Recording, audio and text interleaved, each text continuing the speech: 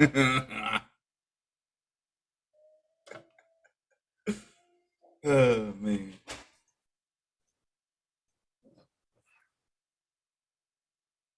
All right, we're on Twitter.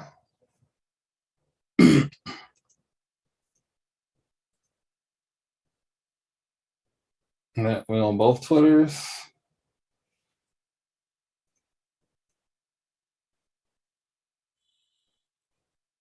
On both Twitters.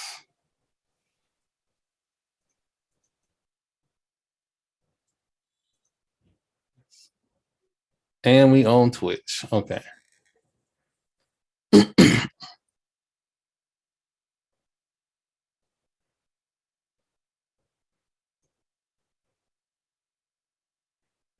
Just make sure I get into Stream Manager. Hit Marlo up real quick.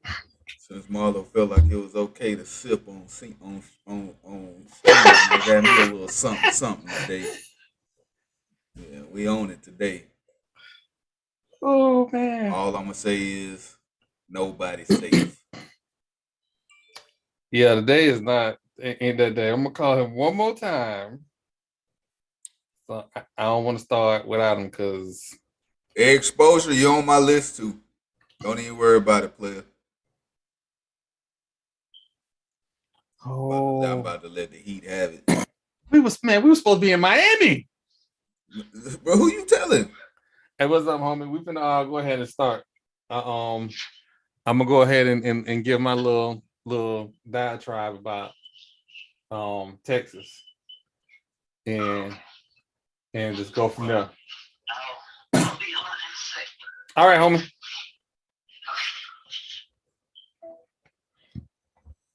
All right.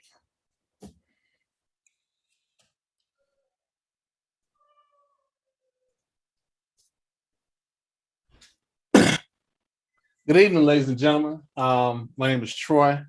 This is Gathering Old Men, but this is going to be a little bit different.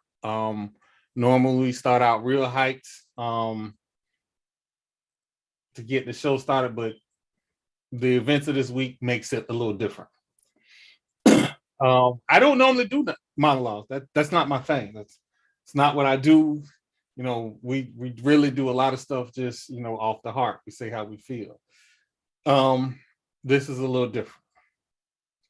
I am a very, very spiritual man.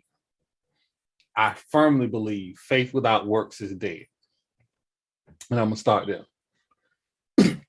I am the father of a 6-year-old who is graduating kindergarten this week, tomorrow. This week in Texas, we have it right now. It is 21 victims that died in a mass shooting at an elementary school. I am very opinionated. So if you don't like opinionated sports podcasters, this might not be the place for you tonight. But here we go. A young man who turned 18 years old, who worked at Wendy's, was able to afford $3,000 of weapons of mass destruction, murder his grandmother, and then proceed to go into a school and murder innocent children and teachers. I don't care where you fall at on the political spectrum. It does not matter to me. Don't fucking tell me about mental health right now. This is not a mental health issue. Even if the young man was suffering from mental health issues, this is not a mental health issue. This is a national gun crisis. We not a week and a half ago had a shooting at a grocery store in Buffalo.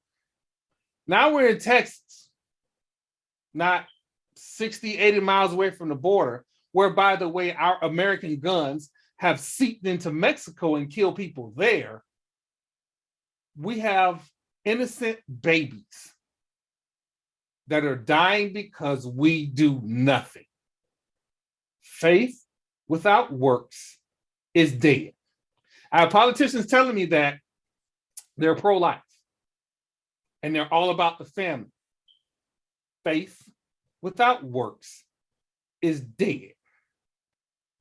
You did nothing. You've done nothing. I have a unique perspective on this because I grew up in Pinellas County. And my freshman year in high school, Pinellas Park High School had a school shooting. Shortly thereafter, we had gun control. Because for some reason, there was a war on crime, there was a war on drugs, there was all of these wars. The only good thing that came out of that war on all of that was competent gun control. Nobody needed to have an AK-47. Fast forward to now, because everything is God bless America and nobody else. So we don't have a AK-47 issue like we did in the 90s. No, we have military style M16 knockoffs. Let's call them what they are. M16s were used in war. You're not hunting no wild boar or no bear with no motherfucking machine gun. You're just not. And I'm not one of these, I'm not Dan Le Batard. I'm not here to tell you that something has to be done and not tell you what needs to be done. Here's the easiest thing we can do. Since Congress don't want to get off their butt and do something, here's what you do. The president can say, hey, from now on, every federal background check we do is going to cost the gun dealer $1,000. The credit card companies can say, every gun shop, we're going to raise their processing rates. They do the same thing in strip clubs. That's a high-risk area. So if that's a high-risk area, you got to say the same thing about pawn shops, gun shops. They're high risk. Those are easy things that can be done. And I've thought about this little, and I'm not a politician. The whole point of that little exercise was something can be done if you want to do it. It's a want to. Faith without works is dead. And on top of all of that else,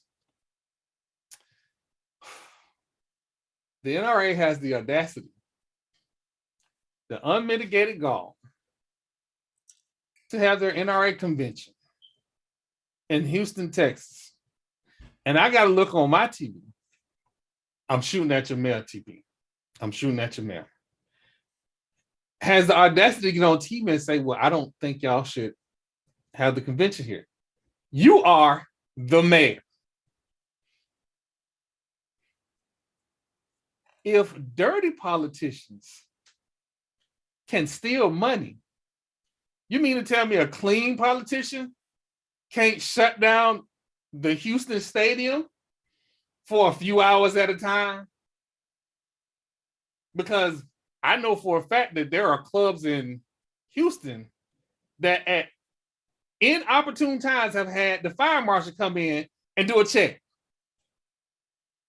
Fire marshal can't come do a check all weekend? Again, this is about want to. If you really want to do something, you can do something. You choose not to do it. I implore you to be disruptive, to be good trouble. This is what we need to do to protect our children, because it's come to the point now we have to worry about if our children are going to come home. And if you are one of the people that calls an elementary school a soft target, there is something wrong with you. You are pointing the finger at something you shouldn't be pointing the finger at. It's real simple. It's not hard. You just got to want to do it. But that's just me. That's just me, TP.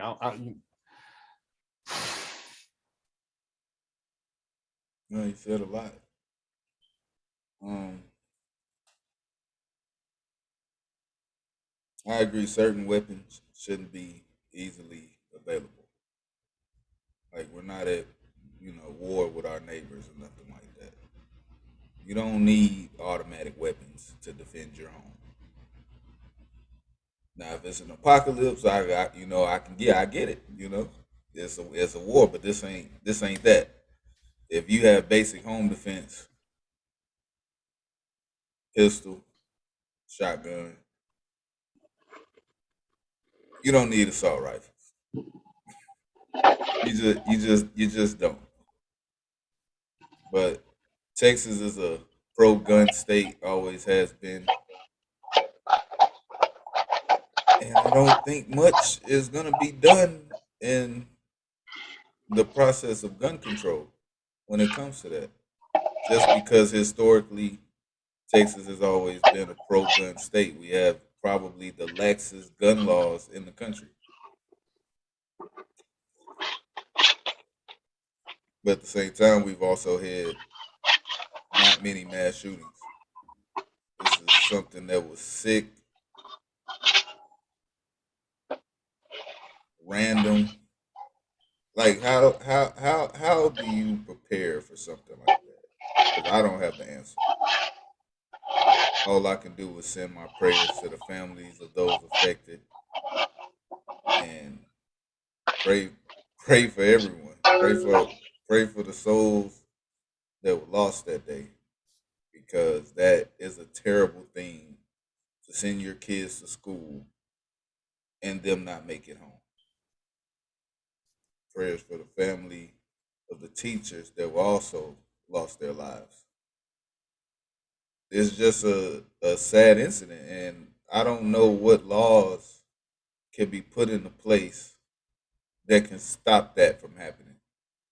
And that's the scary part because I don't know what can be done. If you took assault rifles, that's not to say that he couldn't pick up a pistol and do it. Where there's a will, there's a way. Guns don't kill people, people kill people.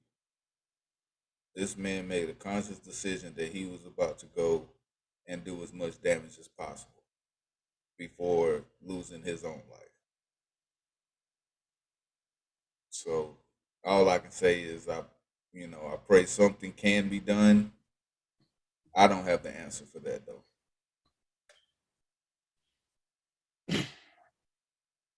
Marlo.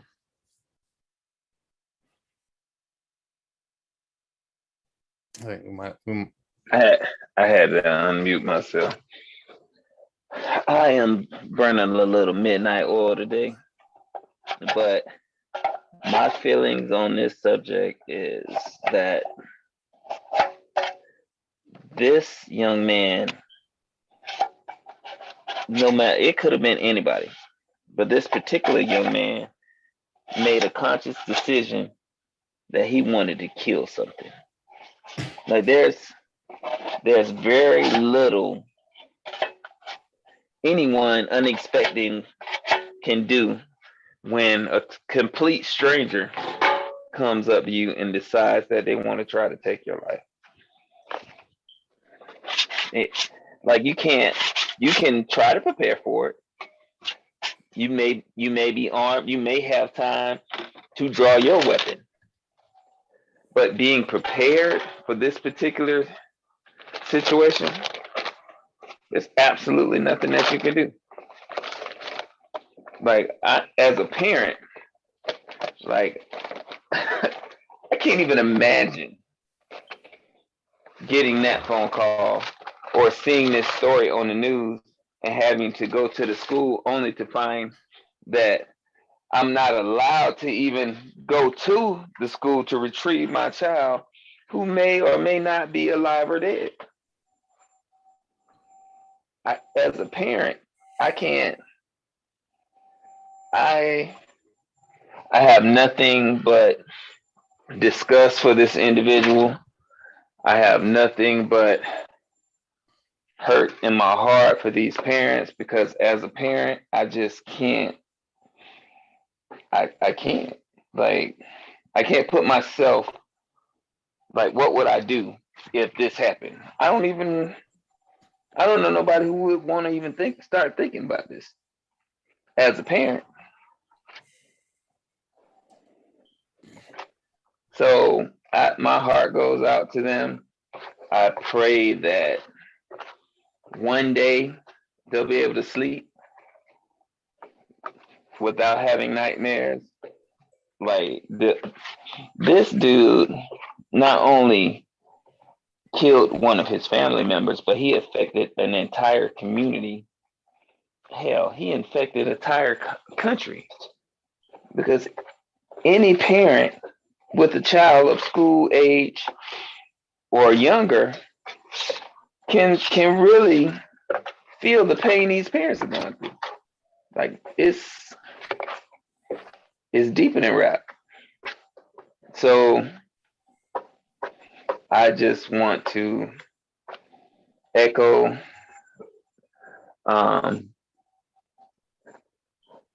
the sentiments of my podmates. I pray for them. I hope that someday, it ain't gonna be today, it definitely ain't gonna be tomorrow, they will be able to find peace, knowing that their child did absolutely nothing wrong for this to happen. So that's all I have to say about it. Real brief. Steve Kerr found out about the shooting, and I think in the middle of shoot-arounds during the Golden State Warriors game against the Mavs the other night, and I firmly believe that probably took him about a half to just get through the emotions of that. Steve Kerr has a very interesting story. Like, when you get a chance, Steve Kerr's background is very, very interesting. It's a great story, to say the least. So we'll get back to our regularly scheduled events.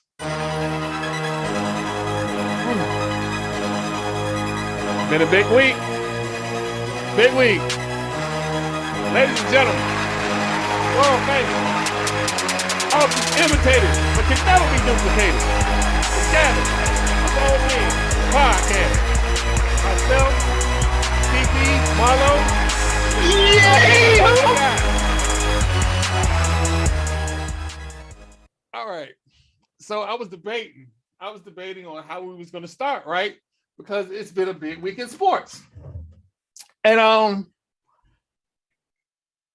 so Miss Chelsea Lucas, and for those of y'all who don't know, Chelsea Lucas is the new head coach of the women's volleyball team at Grambling State.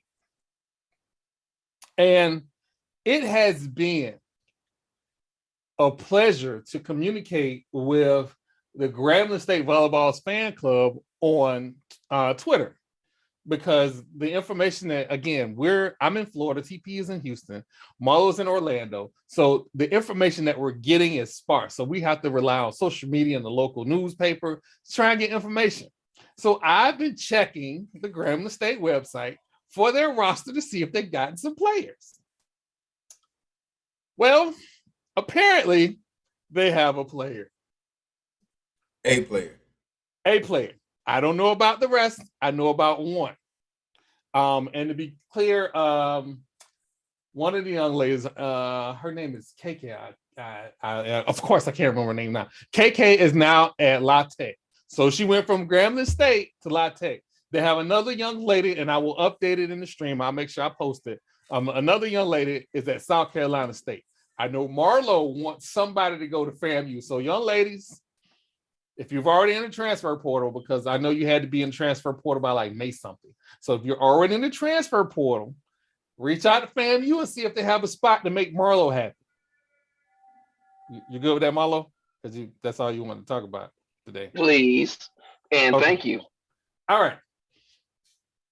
So apparently there has been a culture shift at Grambling State. And I'm probably going to get in a little trouble for playing this, but I don't care. Jello beats, holla at me. And Chewy on some hot, like I told Tish, I see when. So you would think when you hear hot nigga, that would be a traditionally ethnic, it would be ours. However, there is a young Caucasian lady with blonde hair that is enjoying herself a little dance while she's shooting a money machine with fake money with the Grambling State trademark logo with the hashtag culture shift. When I pause, like you seen him twirl, then he drop. And we. This is a social media production by Grambling State. Who thought this was a good idea? Did nobody know the name of this song? I didn't know the name of this song until I looked it up because I know this song by a week ago. Everybody knows this song by a week ago, but apparently not. Bobby Shmurda wanted everybody to know that he was a hot nigga. And apparently, this young lady, Miss Maggie Plush, who probably had no idea what she was signing up for. It's a song that's on social media. I mean, We keep them catchy. on my block. And my say keep it on him, Hey, get him drop. hey. And What I don't expect is my HBCU to be twirling around a white girl shooting off a money machine. That's what I don't expect.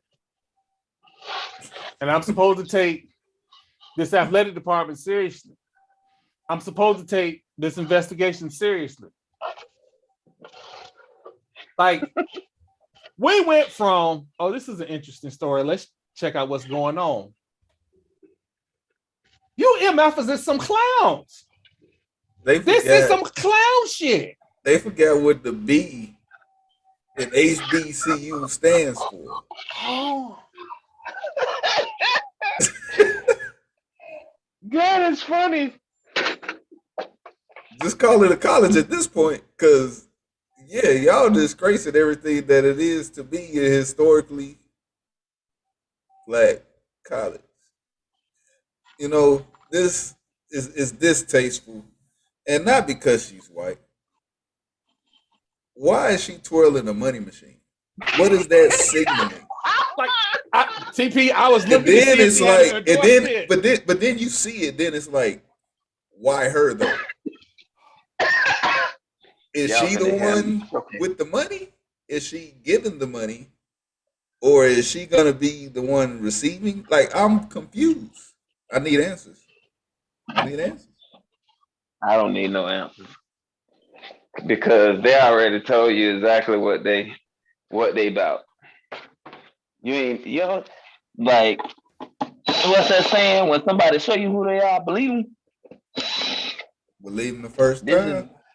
believe them the first time. Can't be no 2 and 3 because this is crazy. Like I saw it, and my first question was, who thought this was a good idea? Like it couldn't have been the coaching staff. Like who? What's the Caucasian version of "You Got Me Fucked Up"?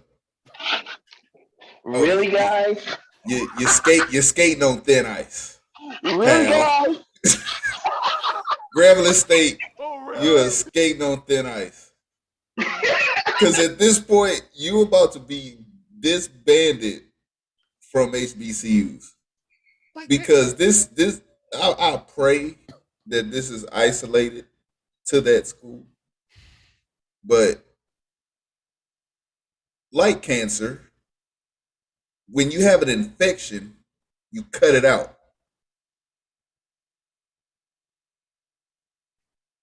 And the route that they're going is leading me to the thought that they may need to be. So there's other conferences, you know what I'm saying? Because it's a disgrace at this point. The way you're treating your athletes, the way that you're handling business. The I way they don't. did legacy. Yeah, like Of you're tarnishing. Like I can't even. Who in their media, the social media department was like, "Oh, we're gonna kill it with this one." Who? Somebody decided that was a good idea. And then somebody else signed off on it, and then somebody else filmed it, and then another person edited it, and then another person posted it. But the person who's culpable the most is this young, impressionable young lady. I don't even blame her. I don't even blame her. Oh, you have to. I don't. I You blame have the to. people that put her on camera. Because she know the words to that song. I don't She care. probably do. Yeah. So you thought it was a good idea to dance around with a money machine to that song? At a historically, it's your fault. Just caught a body about a week ago. The with a money gun though. The problem with these kids. Oh, nowadays, TP, I figured it out. Go ahead, Marlo. we not holding these kids accountable. Oh my! I figured it out. Oh, Marlo, go ahead, man. I want to hear what you figured out. Dude, I just figured I gotta go. I just figured it out. TP. So she's shooting the money gun, right? And TP said she just dropped the body. You know what that body was? Them 19 scholarships they cut. That was the body. She tell you right there, culture shift. So that was 19. Drop the body. When did she drop a body? About a week ago. Because about a week ago, we didn't know she existed. But we know she existed. We know she exists now. Now she got a money gun. So where did this money come from? Oh, the money you was gonna have to pay to the 19 scholarships. And at this school, tuition is about $20,000 a semester. 19 times 20, that's what, almost $180,000? And she went to Morton College for junior college. She's a transfer from Morton College. Where's Morton College? Let's find out what Morton College is. And she's the new player, right? Yeah, she's the new player. So Morton College. This is just bad on so many levels. Is in and Illinois, Illini, whatever you guys are called. People from Illinois, do not get mad at me when I mess this name up. But this school is in Cicero, Illinois. Say that again. CICERO, Illinois. Cicero? Okay, we'll go with Cicero. So let's see where Cicero is located at on a map. How do you gonna get mad at you? You know how many times people messed up Kissimmee? All right, so it ain't kissing me. You kidding me? I thought it was kissing me this whole time. Okay, so this is west of Chicago. So let's just say I know exactly what this is. Okay, so let's say she's from Chicago, right? She's not from Chicago. She's not from Chicago. I was gonna try and get why she can't be from Chicago? No, did you not see her do her spin? There's a lot of there's a very large Caucasian population in Chicago. Come on, they just ain't. You know, they just ain't Southside. I was actually born in Chicago. I don't know if I ever told y'all that. I saw that the other day. Yeah. Yeah, I was actually born in Southside though, Cook County, the jungle. You feel me? Well, I don't know where she was born, but she know better than to do that. Oh yeah, she ain't gonna take that. She wouldn't do that shit on the South Side. Snowflake, let me be your protector, Snowflake. Nah, we're not doing that either. Wow. I'm joking. It's from a movie. Relax. We know where it's from.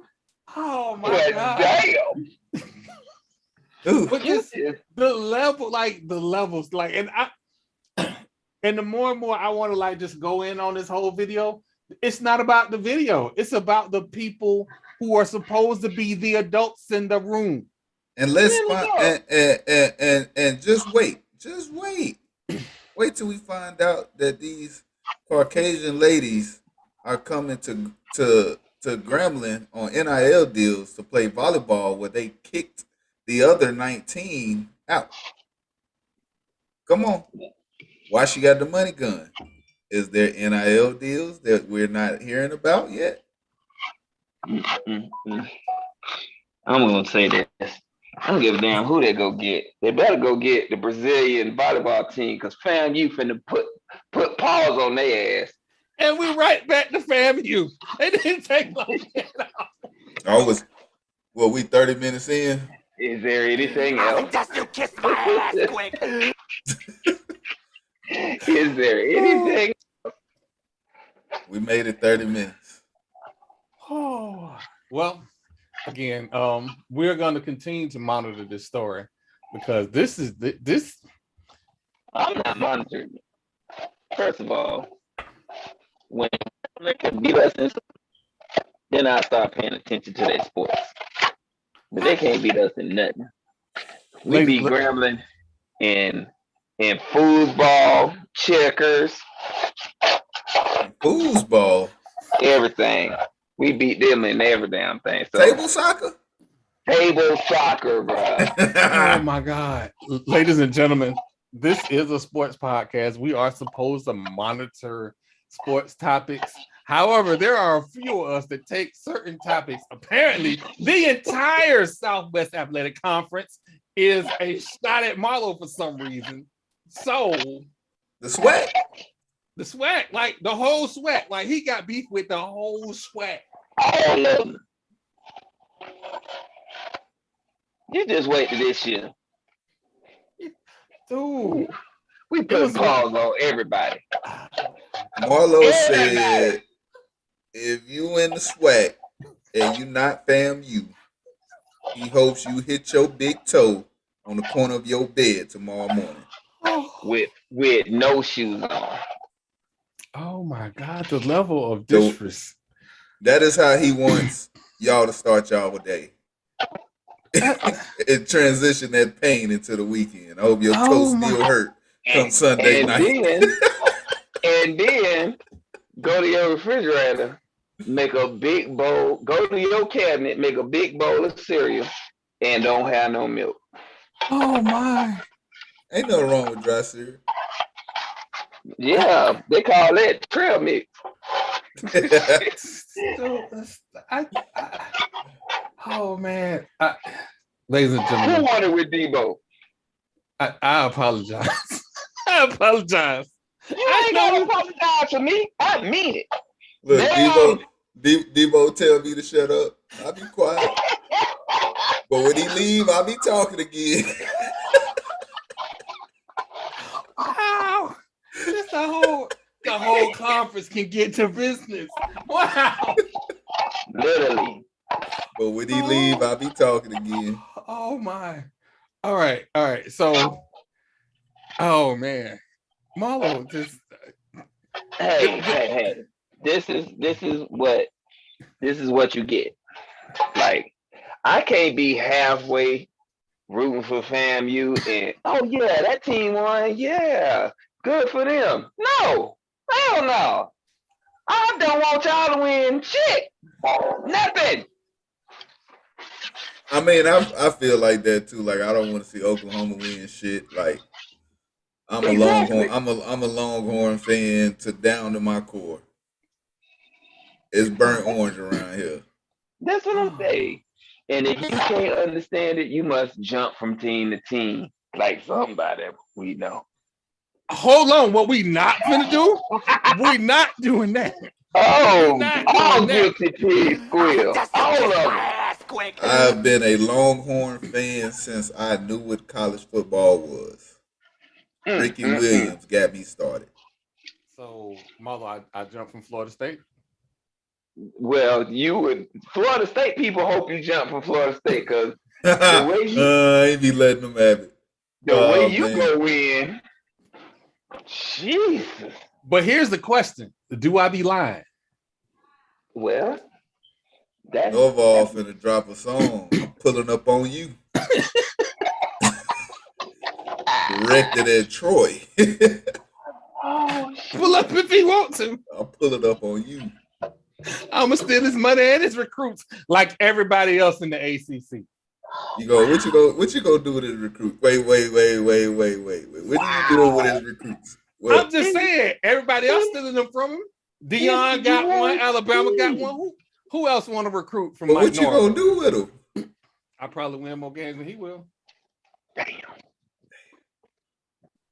I mean, I know that when the game is close and a team who shouldn't be in the game, I'm not gonna let my ego get the best of me. I'm gonna kick the field goal and win by 1 point. Just me. Just me. But whatever. You play to win the game. You play to win the game. You don't play to just play it. All right. So Biggest facts ever. I want to make sure there's some people that we're gonna monitor. Oh, okay. So for everybody who wasn't paying attention, the Lightning swept the Panthers. So I feel like You know why they got swept? You know why they got swept? because I couldn't go to Sunrise. That's why. They got swept because it's a hockey team named the Panthers. You ever seen a panther on ice? Wait, TP. It gets better. It gets better. So I don't know if I included it in the rundown list. I hope I did. But Marlo, the night before elimination, the Panthers decided that they wanted to go to a strip club out there on Adamo Drive. This ain't no regular strip club. This strip club is a baller strip club. And they was out there having a good old time till 2:45 in the morning. They was doing James Harden numbers. After they just like, I don't understand how you lose and say, you know what? But this was a tough loss. Let's go to the strip club. Now who did I it? don't know if I can say what I want to say, The Florida Panthers. but don't nothing cheer you up. Like bottoms and tops. I ain't gonna use the vulgar expression for it, but you know what I mean. That was their way of decompressing with some bottoms and tops. Mute yourself, Marlo, before you even say it. That's about as less vulgar as I could even say it. But they just they wanted to decompress, and the strip club was, I would decompress too if a team just laid paws on me at my crib and then went back to their crib and was doing the squirrel. He said pause and they the Panthers. How you get paws put on you and you the Panthers? And you the Panthers. They the Lightning, you the Panthers, but you got paws put on you. They wasn't even friendly with it either. They was like, come here, over here. Get your y'all don't want to come over here? Okay. When I tell you about saying. And it's crazy to think that the Lightning almost didn't even make it that far. Almost. Horseshoes and hand grenades, that's what I'm kind of at. These are facts. I would like to take this time to apologize to our goalie Vasilevsky, because there was one point that I thought I might need to find. You were selling him out. I might need to find somebody to fight you because I ain't gonna fight no hockey players. So I would like to take this time to apologize to him because like my money was on the line, and I was feeling like you was just gonna let everybody hit like a virgin on prom night. So I was feeling. I don't know if you can say that, Troy. You can't say that. Wow. Oh, okay. That's worse than what I said. He said said bottoms and tops, and you talk about prom night? What the? Yep, take a sip. This guy, he's just too uncouth right now. Ladies and gentlemen, Spell it. we have just entered the big word portion of the podcast. Spell it. Marlo has decided that his FAMU education is going to tell us how we should carry ourselves. No. I would like to refer everybody to previous podcasts if Marlo is giving out the podcast etiquette. Now, wow. Are we? That's what we doing? Stop it! Don't shoot that little motherfucker no more.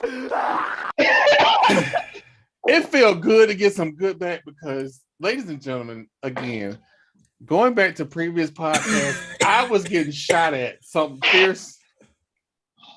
First of all, you was getting shot at by your own guns, bro. Let me tell you something. If you go to the gun range and you start walking by the targets as people are shooting and you get hit, who are you going to blame? That's going to be TP next drop. It's going to be TP next drop. But it's all fact. Like, you can't be blaming people that you walk around here. Hey, skibbity bop bop. Oh, they shooting. Of course they're shooting. It's a gun range. Oh. This guy. Oh. Go look at us like we the problem. Yeah. How y'all just gonna say that? What? If you don't get so entirely. If this ain't the pot, call it the kettle black. You know what? You better ask the people at Florida State how you get to in. Again, I say we gonna call Mike Normal and see what he got to say about your comments. if he worried about my comments, he might as well go ahead and pack his shit if he worried about my comments. Because it clearly is not focusing on the job at hand. But I was the dude that put that moving sign out in front of his house. Anyway, so wow. The SEC says that they, or could be, there are rumors flying around that the SEC could start their own playoffs. Literally, the dumbest shit I done heard this evening. But I can't say Virgin on prom night. Okay. I'm just saying but here's the reason. Almost as upsetting. Here's the reason. They're expanding by adding 2 more teams, so they'll be at 16 teams. Okay. They're not going to expand the season, so it makes it a little bit more difficult to crown the SEC champion. No, I don't. You got a winner. If you have a winner of the South. Let's say you have 6 10-2 teams. I'm just gonna say 10-2. 6 10-2 teams. But there's only 4 spots in the playoffs. Mm-hmm. How do we decide who gets those 4 spots? That's when y'all remember this Bugs Bunny show, and the character was like, "Oh, Pusito." Like the mama was so overprotective of the little buzzard. I'm just saying though, because he couldn't catch no food. This turns into another issue where if you start out the year higher ranked, then you're gonna get precedent, or you're gonna take. I call it an uneven advantage as far as on the year. If you have the same record, same quality wins, as they say, you should have an opportunity to play. It's literally an impossibility to have the same quality wins. We'll see. Hold on. Along those lines, because we left something out. They all beat up on each other. That's what the SEC does. That's it.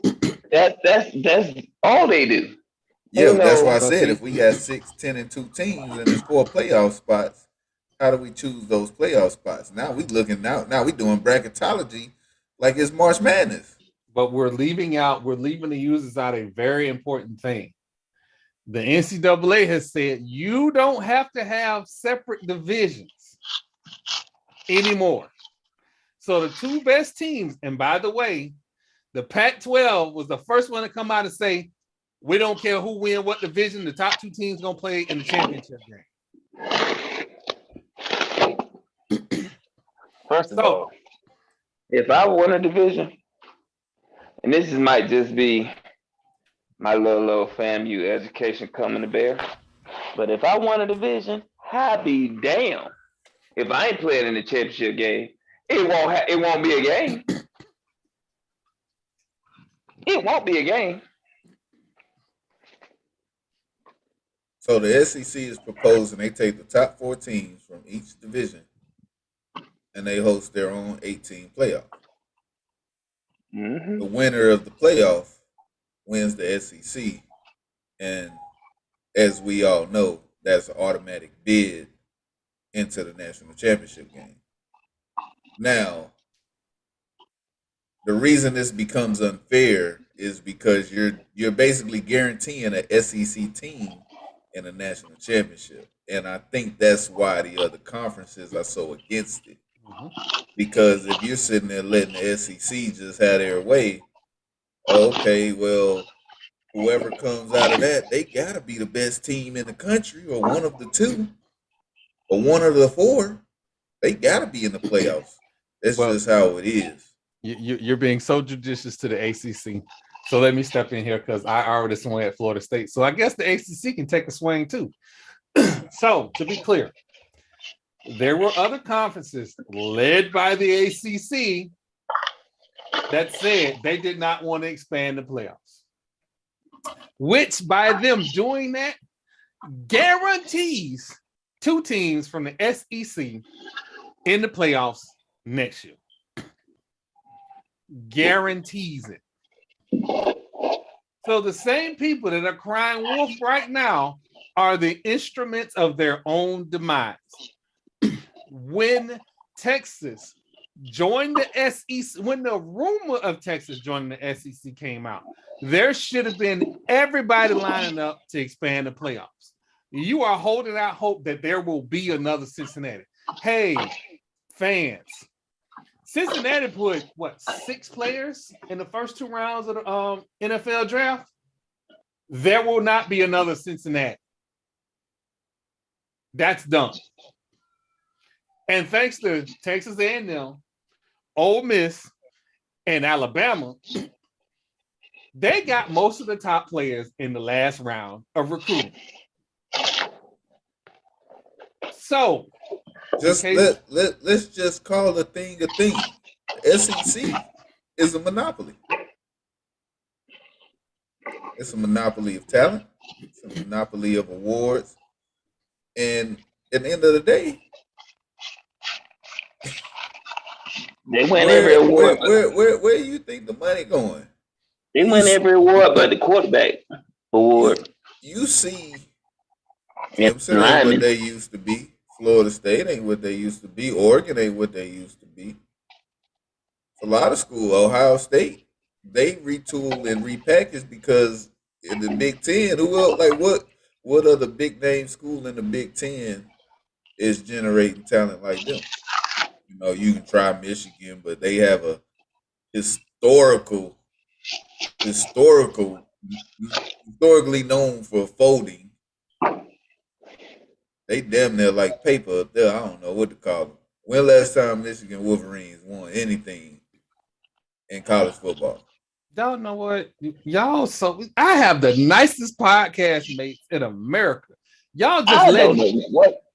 I don't know what you're talking about because I haven't said anything because I'm trying not to get us kicked off or uninvited to any possible event because my whole problem is if you got a problem with a thing, do better. Do better.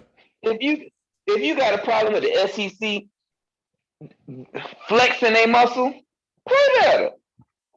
Like you can't be that sensitive to think if I have more talent than you and I keep winning, it ain't my fault. So Do better. But that's not an easy thing to say because when it comes to recruit, It's absolutely that easy. it really ain't. If it was Because that easy, SEC wouldn't been on the top this long. They've been on the top 20 years. As They've been one on of the, I say at least the the last SEC. 15 years, the SEC has been the most dominant conference, year in They have and from year top to out, bottom. year in and year out. That is correct. But how many of these ex-professional athletes that went to these other schools refused to send their kids back to another school that did not attend an SEC school?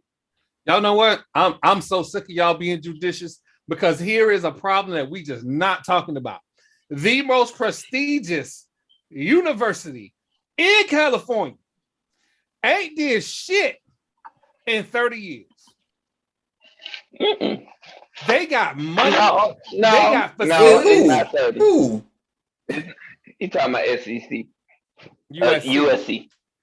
Wait, so first of all, I'm not that damn old. It ain't been 30 years. It ain't been 30 years. It ain't been 30 years since Reggie Bush. Hold on. What I'm saying is because the NCAA striked out those games and striked out that. What I'm saying is. Oh wow! So we going off of technicalities. What I'm saying is because at the NCAA said they cheated. Whatever. They have the money. So they cheated in a way that's legal now. That doesn't. Come on, man. What I'm saying is they have the. You're not finna You just said it. They have the money to cheat, and it's not legal. They have all the money and the available talent in California, and they still not producing winning seasons. And you just hired a coach that ran from the SEC. So what made me think he's going to be any better than the other coaches in the Pac-12? I give you one reason. Lack of talent. Lack of talent on other teams. Oh, he can recruit. He can recruit, and he'll probably be able to recruit, and he'll probably be able to beat up on the other Pac-12 teams. I tell you what, if you are at USC and you can't recruit, you don't deserve that job because that has to be the easiest school on the West Coast to recruit at. It has to be. I literally can't think of another school in the Pac-12 that has the prestige that the Trojans got. I mean, Oregon, cool. Stanford, we talked about this last week. Their academic standards a little high for some kids. UCLA, also, hey, we need 4.0 GPAs. We might work with a 3.9, but other than that, we can't even holler at you, player. So where else? USC don't have those academic standards. They get their kids straight out of Compton. USC got Hollywood money.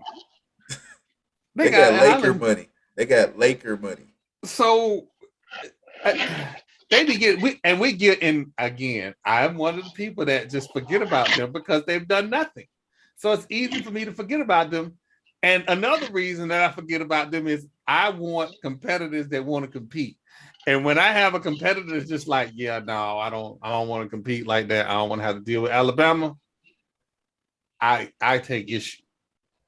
I take issue because, dude, at some point, if y'all do slip into the playoffs, you gonna have to play at Alabama. And I see. But I'd rather play them in the championship game than have them eliminate me from even having that opportunity. Does that make sense? Hey, Marlo, talk to me. Does that make sense? That makes sense. But what I'm trying to understand is if you feel that you can't be in a championship game without ducking the big dog, I mean, it ain't ducking if you go to another conference. That's the ultimate duck. Like, them boys over there, we gotta go over here, y'all. Hey, let me ask you something though. If you let's say you stepped out into the yard. You in the yard. It's one dude, he's 7 feet tall, he's swole. Another dude, he about 6'5", he's swole too. This is what you looking at the SEC, and then you look to your right, and there's somebody that's like 5'2", $120 soaking wet. Who you gonna pick a fight with? Well, don't pick a fight with me. I'll bite your ear.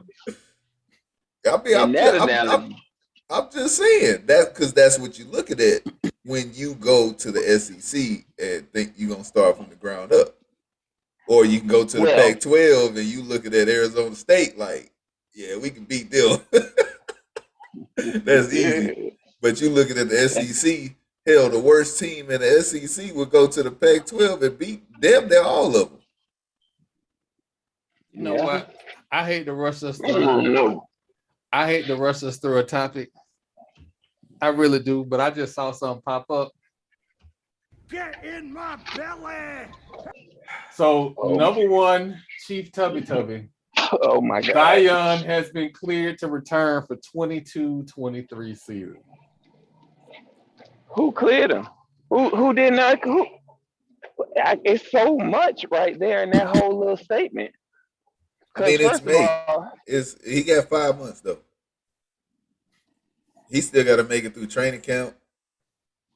He got to make it through a treadmill, man. Let's stop doing this, man. Yo, stop doing this. Yo, like this dude 6'9", 300 pounds. You up here, like you really calling him a fat ass. He really did. You said, hold on, wait a minute. When Shaq was 7'1", 300 pounds, we were saying, hey, he need to slim down. This dude's 6'9". I did not say that. I never said Shaq needs. Shaq. First of all, Shaq was probably the most dominant big man in the history of the NBA. You can say Wilt was, you can say Bill Russell, but neither one of them had rules change to kind of they slow changed you rules down. For Wilt. They changed. No, rules. they didn't. The lane. They moved the lane. Yeah, you couldn't just sit in the paint. The whole 3 in the key was because of Wilt. Man, that's not no real rule. Yes, it is. That is historically one of the biggest rule changes in the NBA. Sit down in the only had paint. 9 teams. You know what? Y'all finna start this Bob Cousy shit. We finna move on right now. Listen. The number one. And Bob Cousy said there was some good ass firemen. And we hope, and you know what? That is a good role there. Shout out to my pod mate. So JJ Redick. JJ. Oh, JJ. You had a lot of smoke. He got fired back in by a 93 old man. I have no respect. No respect. You're done. Bob Cousy, without saying, said, keep my name out your motherfucking mouth. Bob Cousy. He was about to give him that Chris Rock treatment. He lucky he didn't see him in person. Bob Cousy said. He said Oscar Robertson. That was, that's a good plumber. I guess. Pretty good plumber. Wilt Chamberlain, that's really good fireman. Really good fireman. And again, I don't care if you don't like Bob Cousy. I don't care if you carrying caps for CP3. You know what Bob Cousy got? A whole bunch of rings and an MVP. Damn. You know what JJ Redick ain't got? You know what? Have we ever said MVP and JJ Redick in the same sentence? You just did. The nicest thing we can say about JJ Redick? Stop calling CP3 a cone. JJ Redick is a traffic cone. You ever see the little bent up cones that people didn't hit because they just ran them over because it was so useless that they didn't even feel the need to go around it? That was Bob Cousy and his hover round. That's what ran over that thing. That's JJ Redick. Look. And you like, come on, dog. You don't even bother to drive around them because they so insignificant. Like JJ Redick has done nothing but shoot threes. He never played defense. He was never a facilitator. But you got the nerve to say he wasn't that good. Oh, he said he could only dribble with one hand. He said, we got video of him crossing people. Come on, man, stop this. Listen, it's okay. I ain't finna go into the whole Bob Cousy thing. Just know that you got your ass whooped verbally by a 93-year-old man, and he ain't have to leave his living room. Oh, it was, you know what? I ain't gonna lie. That you know what? That was such a joy to see. I suggest you kiss my ass. It was the nicest thing a 93-year-old man can do to defend himself. I blame ESPN or whoever sent a crew to Bob Cousy's house and said, you know what? Somebody just said something about you. I blame whoever brought JJ Redick on an interview or a show and asked him any question about anything.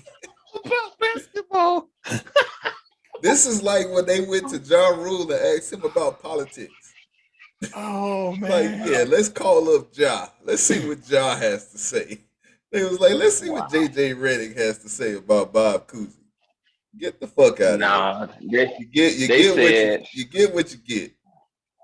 We gonna get a hot take, and we know where to get it from. JJ, what you think about Bob Cousy? Right. He said Stephen A has a job. Let's see what Stephen A has to say. Stephen A has been covering the NBA longer than most of us have been alive. Not you and Marlo, of course, but wow. Wow. Stop it! Don't shoot that little motherfucker no more. Oh my God. I just feel so attacked. I just was shot for no reason. Just minding my own business. I was just sitting on the sideline, just shot. That's how Mike Norman be feeling. First off, he did nothing to nobody. He ain't do nothing to nobody. Shit. I did not mean to incite. Look, Troy is a bully. He shoots at the man for not defending himself, so the man can still not defend himself.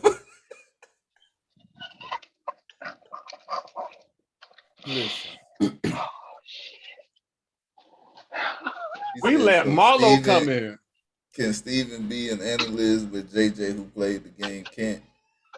I think it's the merit of the talent that JJ had when he played. So a few things. One, I think that's what the problem is. It's like you can't sit here and try to denounce something that somebody who is regarded as one of the greats has done when you ain't done nothing yourself. Now, if this was Kobe saying it, if this was Michael Jordan saying it, if this was Larry Bird saying it, if this was somebody that played with him saying it, then it may come off a little bit different.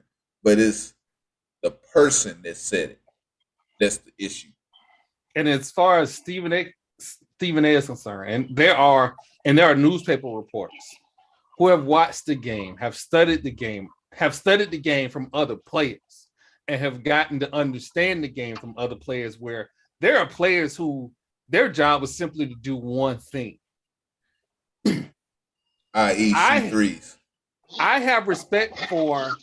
See, what a lot of people don't know is Stephen A came from the Big House Gaines lineage of basketball.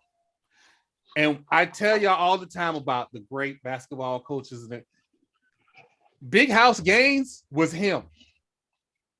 There would be no CIAA tournament without big house games. So there is a lineage and history. And my thing has always been like, dog, I get it. We are creatures of the moment. There's all this wonderful stuff going on. That does not change history at all. That does not make, just because this player is great, does not make this player not great. Right. I think when you sit there and you try to level people who didn't play at the same time, it's like, well, you saying he's not great, but he is, and the only thing that they didn't do was play at the same time. It's kind of hard to justify that. Like you're comparing apples to oranges at that point. The problem with that whole argument is that JJ Redick isn't that old. Like he didn't see none of the people he talking about play. No, he's seen highlights. That's it. Like JJ Redick is probably the same age as me. I'll be 35 this year. You can't go up there and talk about people who played 40 years, 30 years before you was even born. And then, when we're talking about people that, commentate and analyze basketball, these are people who watch hours and hours and hours of film. Who better to go to for some intelligent perspective when it comes to the sport than the people that sit there and watch hours and study it? Just because you play the game doesn't mean you fully understand it. Mike Norville. Damn. Like, this dude got rancor in his heart. Yeah, he do. You know what? We're finna take a break and address this right now. We're finna address this right now. You let a dude named Dabble. That's off the, like, I have a problem with you off the field. You trash off the field. You a Ted Cruz type. You'll let somebody talk about your wife and not do nothing. That's the type of dude you is. But that's my head coach. But that's your head coach. That is also true. And I have to sit here and endure these emails about send us money. We're trying to build a program and blah, blah, blah, and whatever the slogan is for the year for fundraising. I endure all of that. And then I get reminded that we didn't go 500 last year. Yep. Does anybody understand? Does anybody understand that the SEC got $100 million per institution? Where the money go? Nick Saban. I'll tell you where it went to the old girl with the money machine gun.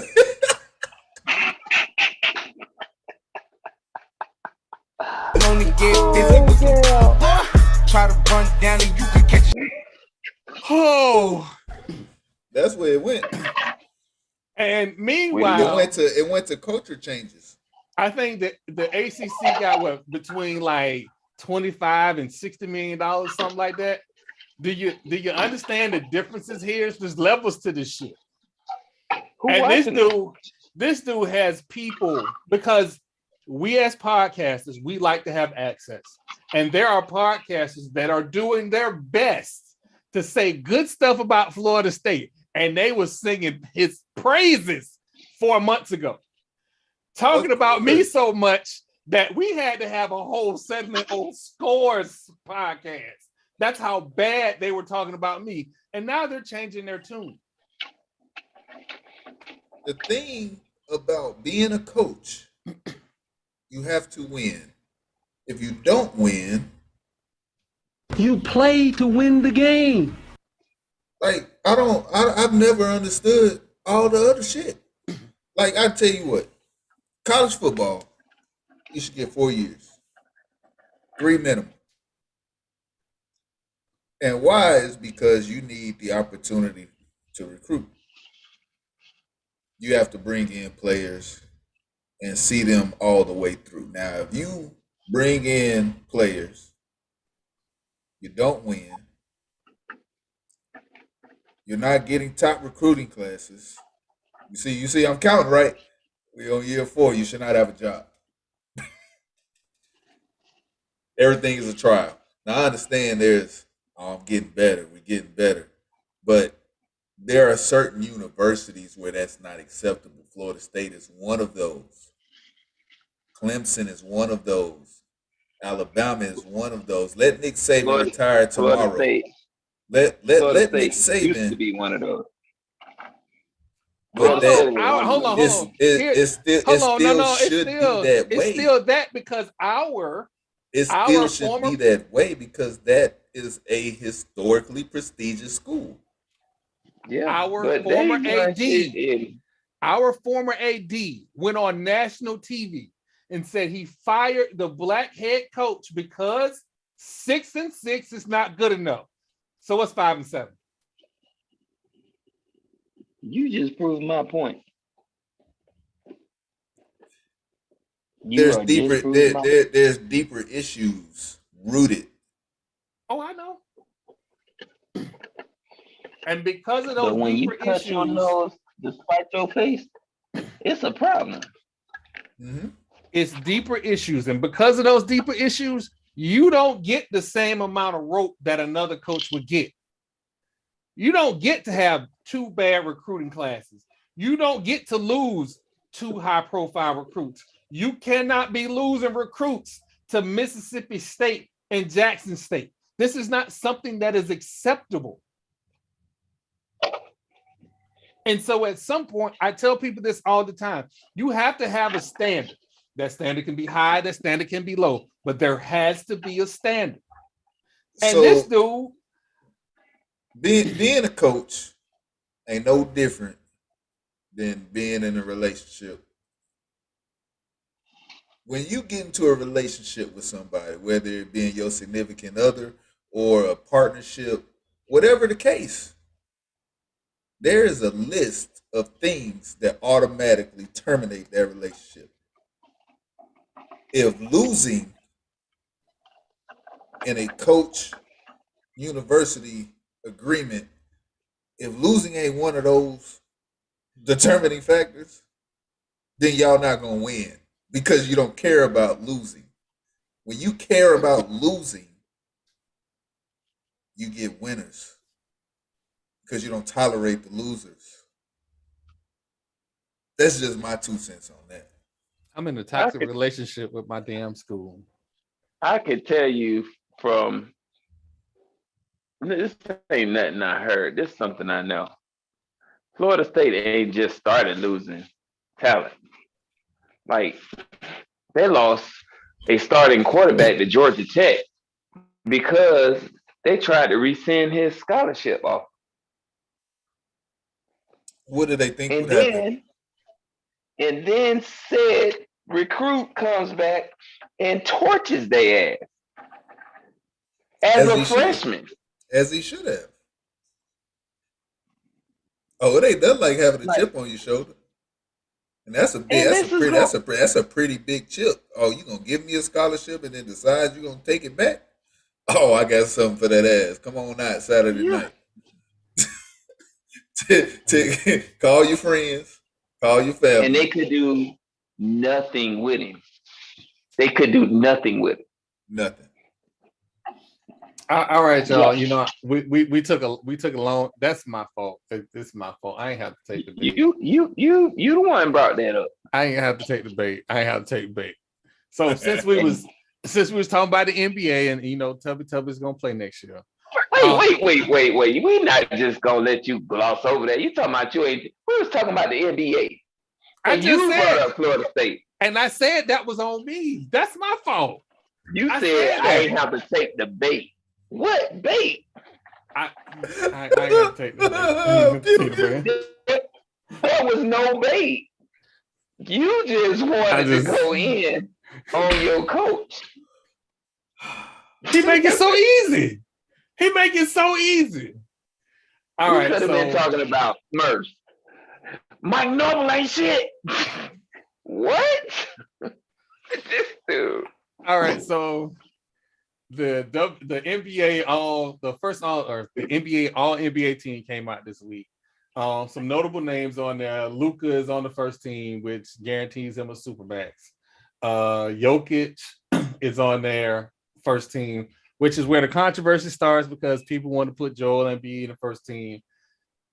That's all well and fine. If you want to put Embiid ahead of Jokic, that's fine. I'm okay with who won MVP? Jokic. Oh, okay then. All right. And that whole, like I said, the whole list is fine. No. Look, why is that a conversation? Tell me. The MVP and another player who played the same position, they try to argue that the person that didn't win the MVP should be above him on the. Come on, don't make sense. Well, some sports writers were complaining that they were given the option originally of B instead of like forward center. They were given the option of B. So what happened was the NBA reached out to those reporters and said, "Yo, put these in the positions that they play." Right. And it should be that way. There's one center. There's one, and if you try to tell me Joel Embiid is a forward, we got problems. That's that whole Anthony Davis thing. But okay, whatever. All right. So should be Giannis first team. Is Giannis first team? He's first team. Giannis first team. I was gonna say, who's gonna be in front of him? Jason Tatum's first team, which that gives Jason Tatum supermax option also. He deserves it. And then Jokic. Second team, So who is the other guard? The other guard on that is Devin Booker. Devin Booker. Yeah, Devin Booker is the other guard. That list makes sense to me. You know why? Because all of those teams won. And I'm okay with this entire list. Here's what I'm not okay with. So a couple of days ago, there was a mystery on how Kyrie got one All NBA team vote. How who? Kyrie got one All NBA team vote. Should have got zero. You only play half the season. Should have got zero. Like, that's the dumbest shit I've ever heard in my life, too. Every morning talk show was like, who was the moron that gave Kyrie one vote? Speak up. It was Jalen. Jalen Rose gave him one vote. He should have his vote rescinded. That's just stupid. Jalen Rose. Bob from accounting got an All NBA vote. Bob from accounting. He don't show up until the cookout. Not Bob from accounting. Wow. Marvin from the mailroom. Don't show up to work. He calling off every day. From the mailroom. That's bad. If you look at the company picnic pictures, he in every one. Every one. If you go to his office Monday through Friday, you can't find him. Cannot find him. And he don't never bring nothing to the potluck. He just eat. Empty handed. And leave it with a Tupperware bowl. I ain't finna talk about Jalen. I like it. I thought that was a stupid ass vote, but he's knowledgeable. I'm not saying that he's knowledgeable, and he went through his explanation of it.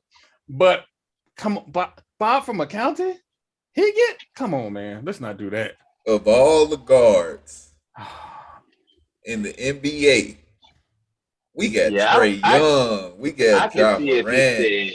Chris Paul. Chris Paul had a better season than Kyrie. That's what I'm saying. I could see if he said that, but he was I don't know. He said Bob from accounting. Goddamn Marvin from the mailroom. The dude that walks by and picks up the trash with the little stick thing. Don't even work in the building. That was so bad. It just and again, and that just goes into this whole. The Nets don't want to offer him a long-term deal right now. I wouldn't either. Prove you want to play. Why would they?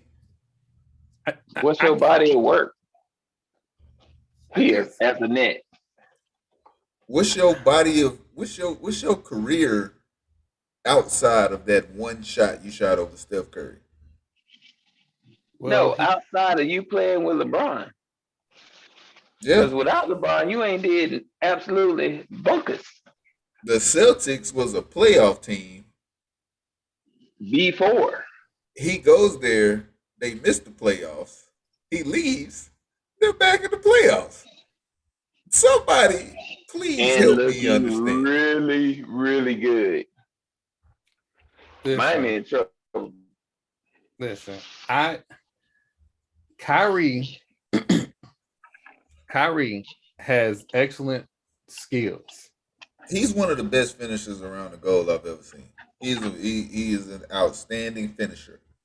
He has great handles. He is a good shooter. But it takes more than that to be I first team. I That's all I'm implore saying. I implore everybody to go look at his. If you look at how his goddad plays, his goddad is Rod Strickland. Go look up Rod Strickland. Rod Strickland was nice. Kyrie is 50 times better, but he won't show up to work. And I get what he believes and all of this. That's all well and fine. But they are paying you ungodly sons of money to show up to work. And here's the worst part. Your fan base, your core fan base, have to go to work Monday through Friday, whatever their shifts are, or they don't get paid, or they get fired. And so they can't pay their season tickets. They can't watch you on TV because they're scrambling to pay bills and this other stuff. The very least you can do is honor them by showing up. That's it. Because when you show up, as Stephen A. said, you are box office. A joy to watch. But you got to show up, homie, and giving me all these other excuses. I don't want to hear that shit. Because in the real world, if you had a real world job, nobody else wants to hear that shit. Do you show up? Do you In the do military, your job? we ain't show up to work. We go to jail.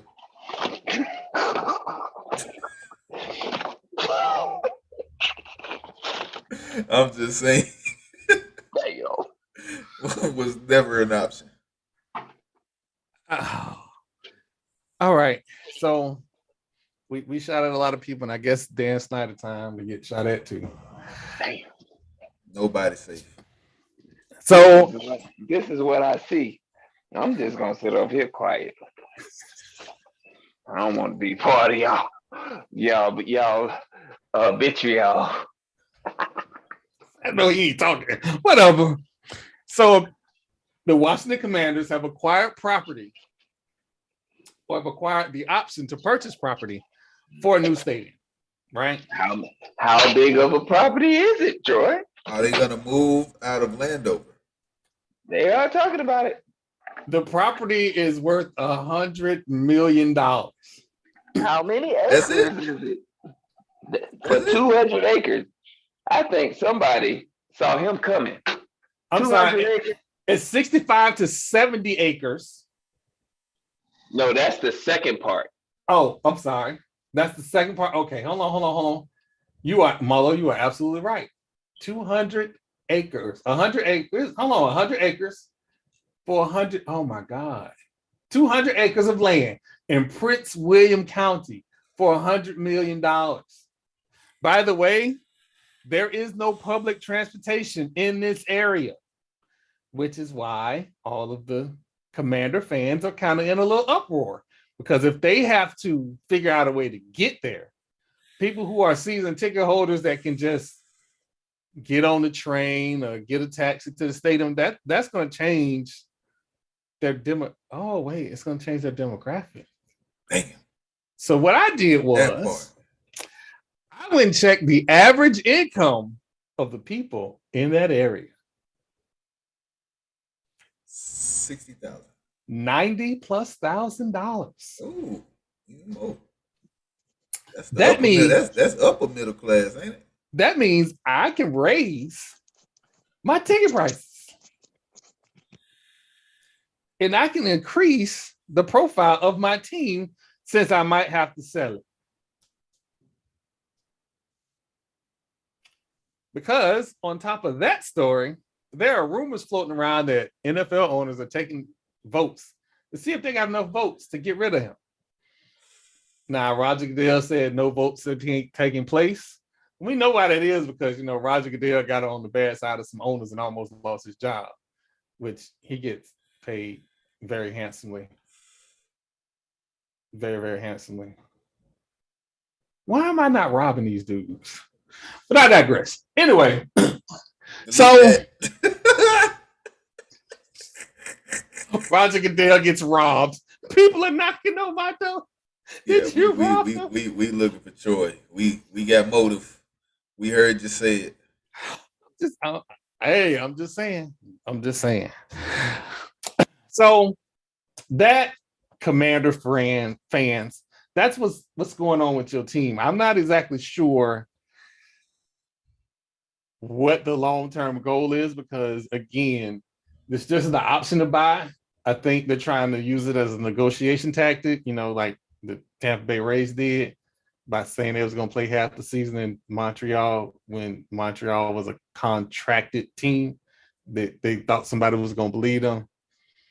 And the Rays just got shot for absolutely no reason, but that's okay. By the way, my daddy Rays are in second place behind the Yankees.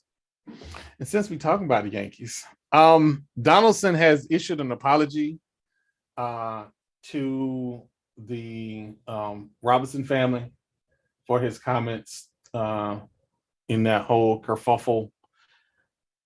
He's also we're not doing that tonight. He's also being Kerr fuffle, dang it. He's also been suspended for one game, but he's appealing that suspension based on what I don't know. For everybody that does not know, the shortstop for the White Sox in 2019 said that he feels like he's the new Jackie Robinson.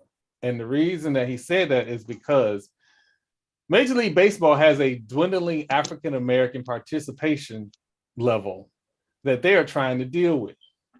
It is currently 7% of Major League Baseball is African-American, not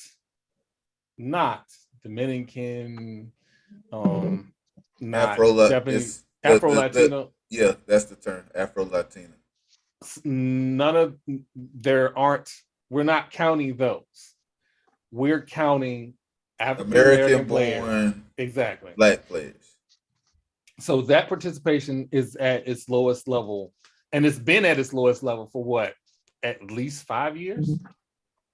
So when he said that with, hey, I'm giving back to the community. I have this foundation where I'm getting African-American kids involved in baseball so that it's not like this when they come up. Well, some people only hear the hot takes when it's Fox News and everything else. So he took that to mean, oh, you think you better than everybody else. And that's not what the young man said.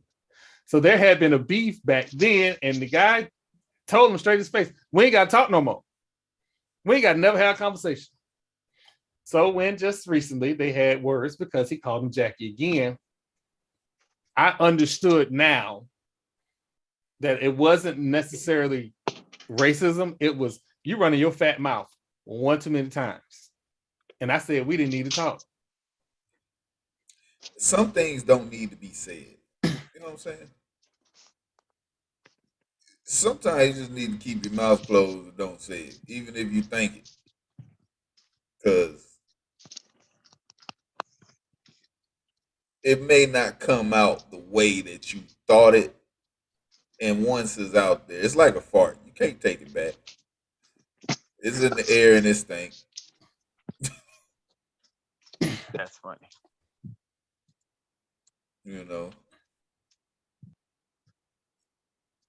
People need to learn how to censor themselves before they speak. Because then it becomes a reaction. Now you're apologizing when there wouldn't have been no apologizing had you just thought about what you were gonna say before you said it. When you're in a situation where your words can be taken and used against you, you have to choose your words wisely. Troy. Why you Just calling my name? I fire and forget. I fire and forget. Fire and forget. Wow. Wow. This is crazy thing about videos, and recordings. Even if you forget it, it don't mean that it ain't still out there. I don't care. You better ask my baby mama. I don't care. Just say whatever I feel. Deal with the consequences later. By the way, she is a wonderful woman. Y'all never say nothing bad about her. So it wasn't me. That's what you're trying to say. All I'm saying is this. Sometimes when you say what's on your mind, everybody ain't going to like it. However, are you willing to deal with the repercussions? That part. That part. Be ready. It's the phrase, we want all the smoke. Look, this is a term or a saying that I always say. You better be good or be good at it. You hear me? For real. You better be good or be good at it. Because if you say something and you ain't ready for the blowback, you should have just been good. In the words of Officer Udi's young daughter, if you stay ready, you ain't got to get ready. Get ready. I just and to be clear, Major League Baseball fans, we are okay with violence in baseball. We are also hockey fans. So if every now and then before the playoffs, y'all want to tune somebody up, I respect it. And we just talking about, charging home plate. We're not, inciting brawls or nothing like that. We don't want it to be misconstrued. No. We're just saying if there's an opportunity to be physical, by all means, please embrace it. Love it. Wow. Kids, if y'all are listening, listen by all means. You know what? No, what you not finna do? What you not finna do? You not finna sit around here, because see, we had this problem before, trying to make me seem like I was the violent one on the podcast. Marlo. Huh? Do we want to talk about, you know what? I ain't gonna do that to you. I should do that to you, but just know you got a mini me out there that's with all the smoke. And let people know she was with the smoke early in life. Hey, I know not of what you speak, sir. Yeah, to let it go. Oh, she was with the smoke. Oh, all right. So, getting back to the NBA, the Minnesota Timberwolves have hired Tim Connolly for a 5-year, $40 million deal that includes equity and ownership. He was the president of the Denver Nuggets, who, by the way, if you're not paying attention, Jokic is about to be a free agent. No, he ain't. If you believe Jokic to be a free agent, you lost your mind. He about to get the fattest contract possible, the Supermax, and he gonna be right back. Well, the TPA ain't no fun if it ain't no CON-spiracy. And here's my thoughts on the CON-spiracy. It ain't happening. They do a sign and trade. It ain't happening.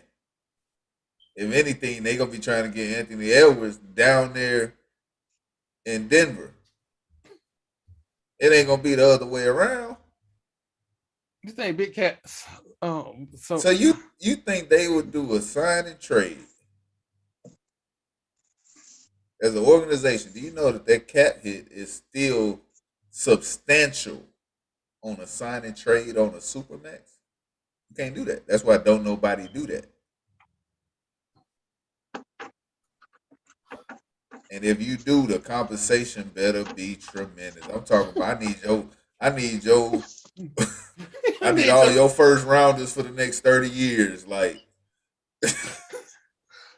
I need it all. So here's the problem with my thought process, right? The problem with my thought process is that Jimmy Butler went into the gym and 101 your premier center, and taught Noah so much that they had to trade him. They had to get him out of town because it was perceived, or either was perceived or is perceived, that the nucleus you had on that team at that time was soft. There's a 5-letter word that needs not be spoken. That's basically what he called them. And they said, "Oh no, this ain't good for the team. So we're gonna get the older man out of here and keep the young cat." Literally, all pun intended. And it hasn't worked out in their favor, but we see what Jimmy Butler is. He changed the whole dynamic of the organization he went to. Oh, also shout out to Anthony Wiggins. You are still living because you went crazy. Steven Jackson is crazy. So shout out to you for still living. I'm just saying. Shout out to who? Steven Wiggins. Anthony Wiggins. Who is Anthony Wiggins? What's the Wiggins boy name? Andrew?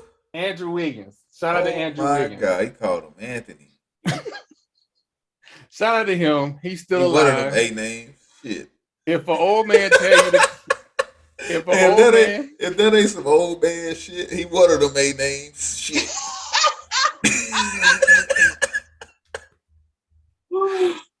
Oh, again, shout out to him for still living because, had Steven Jackson caught him in traffic, it wasn't going to be pretty. And he is a better basketball player for keep living. So shout out to him. By living, he's speaking about his professional career, not like in the in the terms of being here or not on this planet. Did you not see what Steven Jackson put on it? Yeah, no, I'm talking about him living. I'm talking about him living. That thing got so bad they took Steven Jackson off for a while. He just showed up on Fox this week. So hey, Steven Jackson is from Port Arthur, Texas. You feel me? Listen, he from the land of the trill, Bun B and Pimp C. If you are beefing with a dude from Texas and he gets on his Insta Live, sits down with his Hennessy and a cigar, and start telling you how he feel, find his agent, call his agent, and apologize. That's all I'm saying. Apologize. He on them yak. He on them miles in that yak. You better Google Malice at the Palace. That was him. But again, there's a couple fans that found out that day that fighting an NBA player may not be the best business decision you can make for yourself. That's pretty. It's a lot of stuff that you could do that people that was dumb. But that's just stupid. Running with the Bulls would have been safer. You could have flew to Spain and ran with actual bulls, and you would have had a better shot. Decision. That would have been a better life decision than stepping in front of Jermaine O'Neal thinking you finna hit him. Yeah, jumper cables. That's what we call them. I feel like you just got plugged up to some jumper cables. In life, your friends say a lot about you. Your friends stop you from doing dumb stuff. Marlo has stopped me from doing most of the dumb stuff I've done in my life.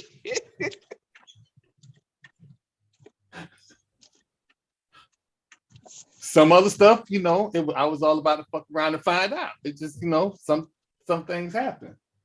And this week, I had been a little concerned because there's a football player that I wanted to understand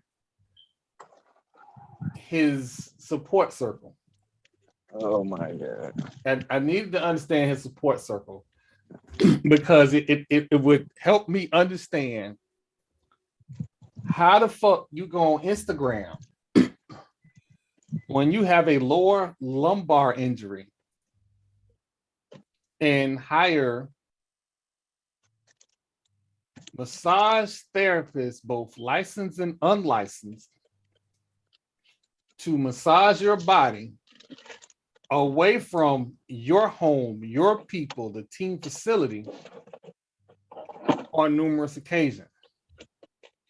I also then need to understand his accusers, not necessarily their thought processes, but are they credible?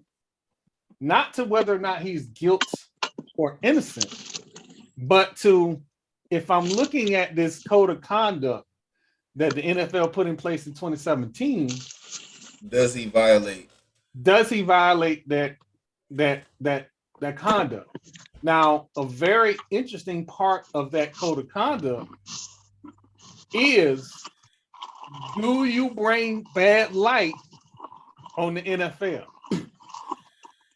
And if you've ever been to college, and we used to talk about this all the time back in the day, Florida State had one line in the student code of conduct that could fuck you up. Do you bring bad light on a university? If that is yes, you can be expelled from school. We had that in the military. And it can be tied into what we call in Article 15, which is non-judicial punishment, meaning the commander can say, oh, you're detrimental to the unit. Your actions were detrimental to the unit. Not saying that you legally broke any law, but your actions were detrimental to the unit. And you can be separated early. Sent packing. I made it my business to watch this Real Sports interview with Soledad O'Brien and two young ladies. Now, I don't purport to know any legal jargon to say whether or not he's guilty or innocent. That's not what I was looking for. I only wanted to see if these women were sincere and credible. And for my credible, did it seem sincere? Like, did it make sense for her to come on national TV to lie, right? Two young ladies came on. I didn't care about her description of the event because it seemed like that would be the creepy dude normal thing, right? So I was like, okay, so he's just a creepy dude right now. All right, there's no crime against being a creepy dude. And then she said, he told her, now you don't want to jeopardize your career because you have something to lose. And you don't want to jeopardize my career because I have something to lose, or something to along those specs. And again, it's on HBO. If you have HBO Max, you can go back and look at it. That when she said she was crying and he called her back, and I referenced this shit, excuse my language, I referenced this in a previous podcast. I'm like, why is the NFL leaking that? Like, you're not leaking that he shooting stuff on women. You're leaking that she was crying. Now, why was she crying? Now we know why she was crying. And unlike some of the other girls, she never had another incident with him. She never dealt with him again. So now I have a credible allegation. Not illegal, a credible allegation. Now I'm taking that credible allegation, I'm going, he's getting worked on by unsanctioned league people, people that's not sanctioned by the league, away from his home. Why? The real question is why. And what I, like I said, what for me, I don't know about y'all, but for me, they asked her, why was you crying? And she said, because she's scared. I said, why is you scared? She said, because he's scary.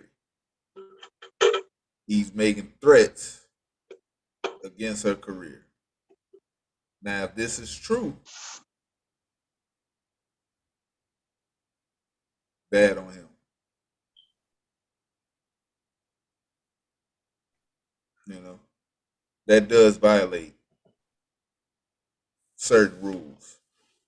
So whatever punishment would come with that, since there's not going to be any legal action, the NFL still has the right to pursue their own action, i.e. suspension. So be it. Mind you, the Browns haven't dealt Baker Mayfield anyway. He's still on the roster. So they still have a starting quarterback.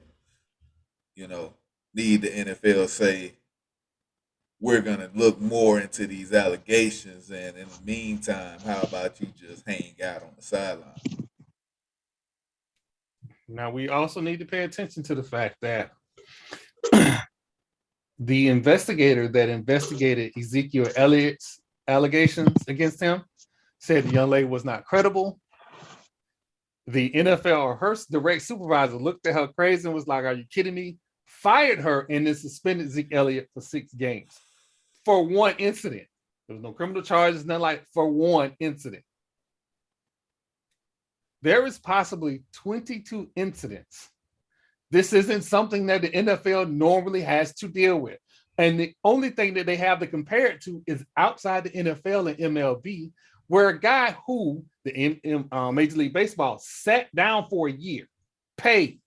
Deshaun Watson sat down for a year, paid. Major League Baseball come back and go, you're going to sit out another year. Now, the difference in that is Manfred gave out the suspension. Roger Goodell will not be giving out the suspension. It's still concerning if you're a Browns fan, but please understand the first half of the season, don't look for no starting quarterback named Deshaun Watson.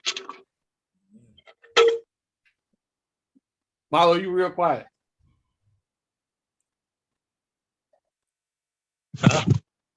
I'm just listening because I don't want to be that guy that pile on when we really don't know what's going on with it.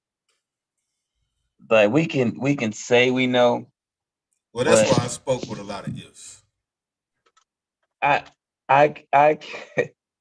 what I don't want to ever do is be that guy, go in half caught with none of the information. Like we don't know where the bodies are. All we can do is speak to the what ifs. Like, what if he did this? What if he did that? Okay, what if he didn't? So I don't want to tarnish this young man. Like, if he did some unscrupulous stuff, then by all means, he needs to be held accountable 110%. Right. But if he didn't, and this is just a money grab, like, it's hard for me to get over the grand jury. Like, he went in front of a grand jury and they were given all the information that the NFL has been given. Because, civil lawsuits are different than criminal. Was he guilty of a crime? No. So after meeting that element. But we do always default back to that one line, were your actions detrimental to the NFL? Absolutely. That's why the NFL has final say on whether or not there will or will not be a suspension. I will give you the exact language. The exact you language. Ask any mobster, why is the racketeering and conspiracy charge so detrimental to the things they did back in the day? Okay, so there you ain't got to prove nothing. Well, I understand all of that. I'm speaking on the NFL conduct policy. There are 2 lines here that are very concerning for Deshaun Watson. The first one, conduct that imposes danger to the safety and well-being of another person. Has nothing to do with NFL, of another person. The next line, conduct that undermines or put at risk the integrity and reputation of the NFL clubs and or their players. That's what he's facing right now. Forget the civil suit, forget the lawsuit. But my problem is he hasn't committed a crime. Doesn't matter. It does not matter. But that's why I don't want to. Like the NFL gonna do what the NFL gonna do. My question was, did he commit a crime? Has he went in front of a grand jury and was found to be credible on that front? No. And the answer is yes. Now, will he end up having to pay some money for some decisions he made? Maybe. But do those decisions fall on that line of was his actions detrimental? Like that could be. You There's know, so many other but issues with the NFL that's that what they're people can say, investigating "Oh, when it well, comes to him, though.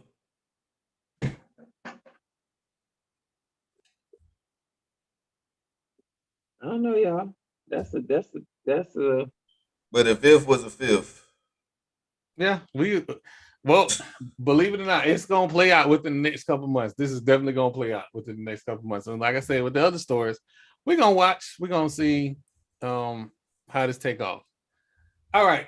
So while we were talking, the Golden State Warriors started playing and has attempted to put to bed the Dallas Mavericks. Right now it's 56-38. On the NHL front, the Carolina Panthers takes why I call them the Carolina Hurricanes, took a 3-2 lead over the New York Rangers. So we want to see any one of them. It don't matter. Like, it don't matter. And like, one of them. Who else wants some of Debo? My goalie showed up. Who else wants some of Debo? Man, our goalie was hurt. He was playing injured. But in the playoffs, that's why we call Champa Bay, bro. Hold on. So what you're not going to do is just act like I didn't have a reason to be concerned. He gave up 9 goals in a playoff game. Man, he also gave up 0 goals in a playoff game. He did that. And thus I apologize to him. That man deserves my respect, damn it. What's up, man? How are you? Hey, how you doing? Good. So the last thing is that the Dallas Mavericks got fined again for their bench antics because, you know, they should have got fined for that roof. That part. So, all right. I'm glad somebody brought it up, so I wasn't just shooting by myself. Because, you know, sometimes you just got to do it.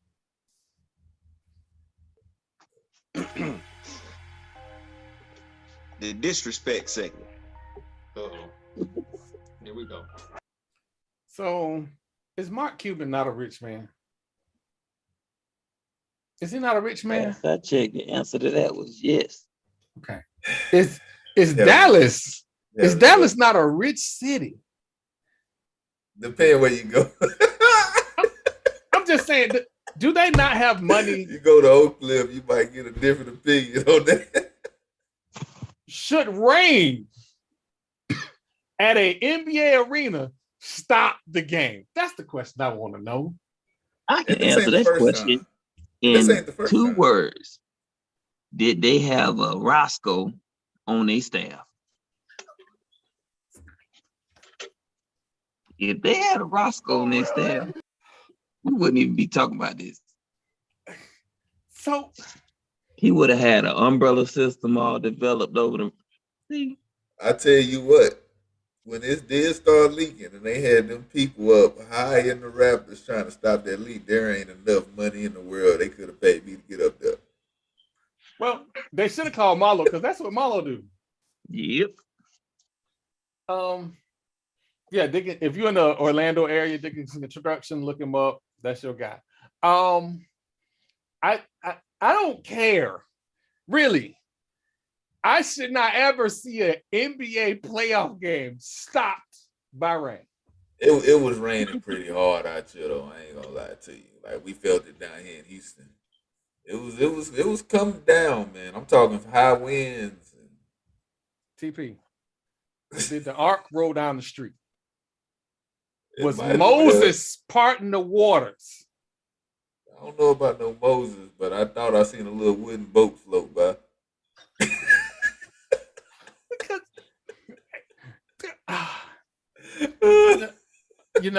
I saw this thing on Discovery, engineering disasters, and they talked about the Montreal Stadium where the Montreal Expos used to play, where they had the Olympics at, I think, in '76, and they had this retractable roof with this Kevlar coating and all this stuff, and apparently nobody thought that maybe snow and wind would affect the roof, Made of Kevlar. and it bust a hole. It bust a hole while they was having some kind of event. It bust a hole. What city was that? This was Montreal. You know where the Rays owner thought they was gonna go play for half the season. Idiot.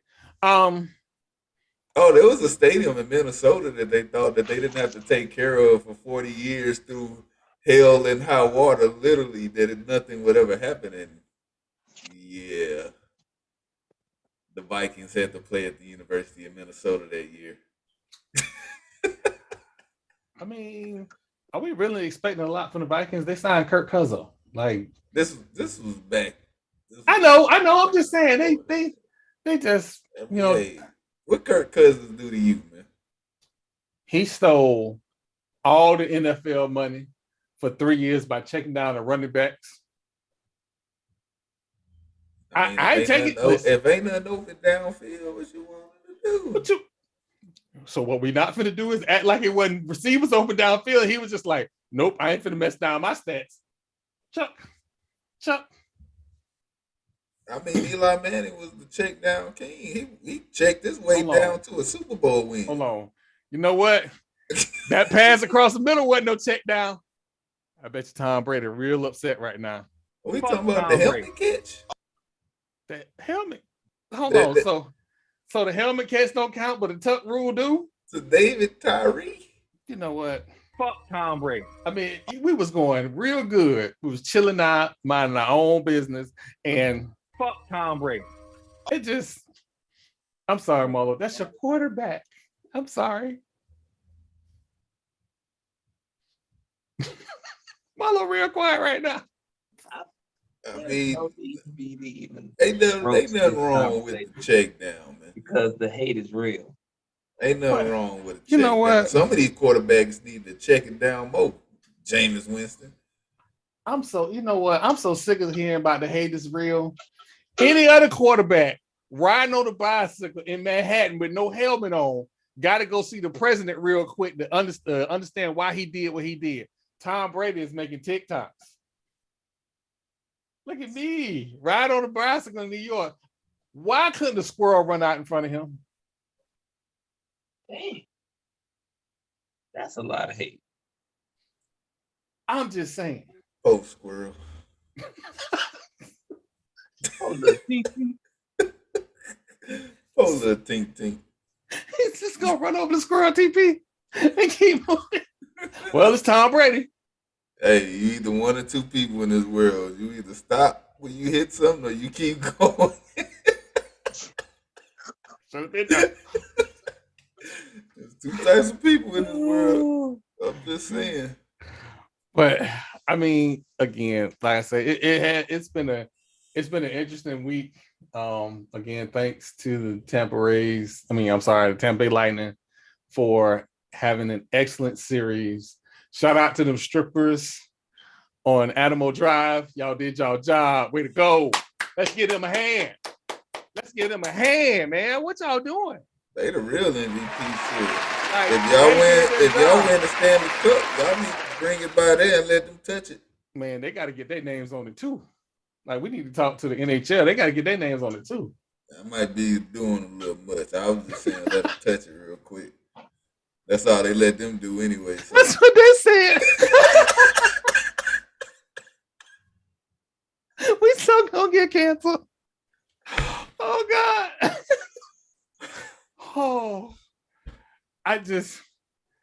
Oh man.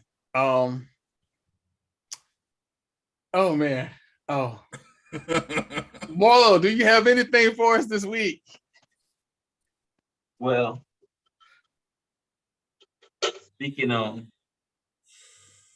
the Florida Panthers, they got to be real upset that they got stuck in a division in Florida with the Tampa Bay Lightning. That's you got to be doing something awful in life. Yeah. But I told everybody who was gonna win. You ain't even believe me. When we was down 3-2. You ain't believe me. But I told you. So that's all I got. So one. I was right. Is this gonna be my? I guess this is gonna be my topic for the week. So there has been a lot of noise by one of my podcast mates about how I'm not a team player and I jump from ship to ship. And to be clear, I jump from some creamsicle wannabe Pirates to some real Raiders. But I've never, ever turned my back on Tampa Bay Lightning. I've never been a Rays fan. Never. My daddy is a Rays fan, was a Rays fan. So whenever I talk about the Rays, I say, my daddy Rays. But I've always been a Tampa Bay Lightning fan. From when they was playing at that dingy-ass stadium in St. Pete, I was a fan. When they was getting 2,000 people at the fairgrounds because they was waiting on the stadium to get done in Tampa, I was a fan. When I spent my hard-earned money on a press box that Cat Williams didn't show up to, Cat, I'm still looking for you. I was a Lightning fan. When Marty St. Louis did that pirouette at the center line and he raced down and scored a goal and my son was sitting next to me, I was a Lightning fan. When they retired Vinny LeCavier's jersey, I was on the glass that night. I'm a Lightning fan. And all of this will be well defined if there was a losing organization because the owner, Jeffrey Vinnick, put his own money up to improve the stadium, to improve the fan experience, to improve the entire Channelside district so that when you go, you have an experience. You're not spending ungodly sums of money and having a bad time. So the winning was a plus. I don't necessarily have anything against the Glazers except the fact that they bought Manchester United. But they don't do what Jeffrey does. I don't know about any owners anywhere else in the nation about what they do as far as putting their money into the stadium. I know what this guy does. And that's why I'm a Lightning fan. Because in order to win, you got to create a winning culture. And if the ownership is winning, getting the team to win is easy. So the next time Marlo try to convince y'all that I'm just this bandwagon rider, I was all in love with the Bucks. He don't remember when I was a Bucks fan and we was getting beat to sleep. He don't remember when I was a Bucks fan and Barry Sanders made the entire defense eat dirt. John Lynch. John Lynch, eat dirt. Getting beat to sleep is wild. He don't remember when Sweetness, Walter Payton, ran up and down the field looking for safeties. And I need y'all to understand this. He was looking for safeties. And then on top of that, when he wasn't running the ball, go ahead, Blitz, I dare you. I dare you. Listen, kids, you would rather slap your grandma than blitz Walter Payton in his prime.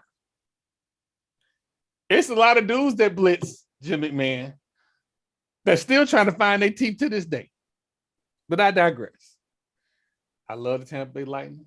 I will always be a Lightning fan. I ain't gonna be no Bucks fan. And that's all I got to say about that. Mr. C, the ticket holder. GP. Marlo, you already went? Short and sweet. I hate to end it on such a somber note, but I just want to thank y'all. You know, talking sports is always a great distraction for me, especially on today. I lost my grandmother yesterday. Condolences. So I just want to thank y'all. You know, I know I can always count on y'all for support. You know, thanks for the people listening, because sports is something that's always been a bringer together, as they say. You know, whether it be baseball, hockey, football, it don't matter. Sports is sports. You either love sports or you don't. But at the end of the day, it's always a family thing. And yeah, I just want to thank y'all. Well, we are always here. And earlier, and I'm gonna make this real quick because this ain't really necessarily a thought. Earlier, I had a discussion about what's going on today. I take mental health very seriously. And if you are going through something, reach out, talk to people. Even if you can't explain what you're going through, say, hey, I'm going through something. And just sit there.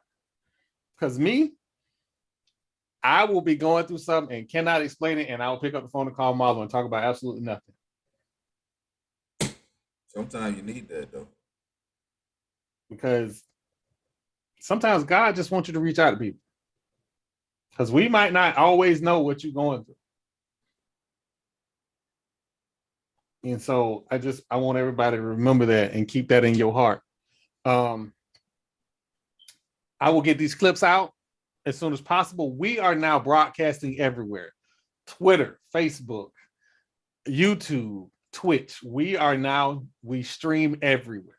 So it's no more excuses about you can't find it because we everywhere. We popping up live on Twitter. So as much as I tweet, you see me. We expect to see you here. We got something for you. And as always, if you see our YouTube videos, like and subscribe. Listen, 90% of our viewers are not subscribed. Subscribe. I promise you I got something for you. I got something for you. Because I'm going to say something, they're going to say something. I'll be like, oh, that was great. Let me put that out. And every time we have a great clip, I make sure I put it out for the fans. Because sometimes God just wants you to show people stuff. So might be a couple good clips out of this one. Oh, it's some great ones. Oh, it's some great ones. It's some great ones. And for once, I ain't getting attacked. But to be clear, Jill, it's me. It's your boy. It's your boy. Just saying. Just saying, you singing now. For Marlo, TP, we are out. Good evening.